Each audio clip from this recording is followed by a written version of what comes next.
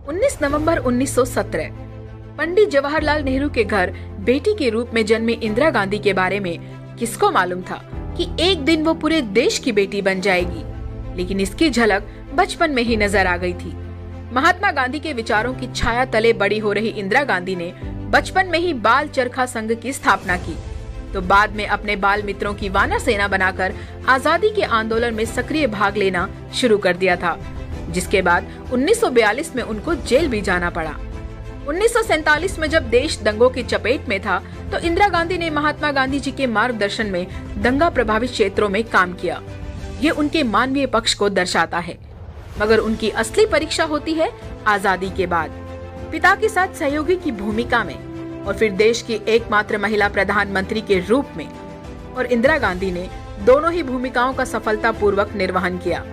जब 1964 में नेहरू जी की मृत्यु हुई, तो पार्टी के तत्कालीन लोगों को महसूस हुआ कि इंदिरा गांधी को सरकार का हिस्सा होना चाहिए, और यहीं से राजनीति में उनका शासकीय सफर शुरू हुआ।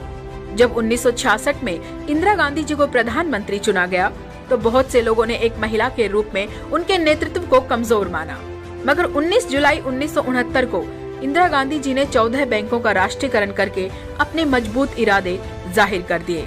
और ये राष्ट्रीयकरण किया गया हरित क्रांति को मजबूत करने के लिए, जिससे फिर आगे चलकर हमारे किसान समृद्ध हुए, बैंक गांव के दरवाजे पहुँचे और लोगों को आसानी से पैसा मिलने लगा। इतना ही नहीं, इस क्रांतिकारी फैसले के 2 साल बाद 1971 में बांग्लादेश के मुक्ति संग्राम में इंदिरा गांधी ने दुनिया का भूगोल बदलकर बता दिया कि वो मजबूत भारत का इरादा लेकर आई हैं। इतना ही नहीं, 1974 में पोखरण परमाणु परीक्षण करके इंदिरा गांधी ने दुनिया को संदेश दिया कि बुद्ध की ये भूमि आत्मरक्षा और स्वाभिमान के लिए खुद को हमेशा मजबूत रखेगी और संप्रभुता के साथ कोई समझौता नहीं किया जाएगा। जब दुनिया हैरत में थी, तो 1984 में ऑपरेशन मेघदूत के जरिए सियाचिन पर कब्जा करके भारत ने उस संप्रभुता का संदेश भी दे दिया। सही मायनों में देखें तो इंदिरा गांधी का कार्यकाल भारत के लिए वैश्विक पहचान और मजबूती के लिहाज से शानदार रहा, और यही कारण है कि उनको लौह महिला से लेकर दुर्गा तक कहा गया, और प्रशंसा के ये शब्द विपक्ष के मुंह तक से निकले।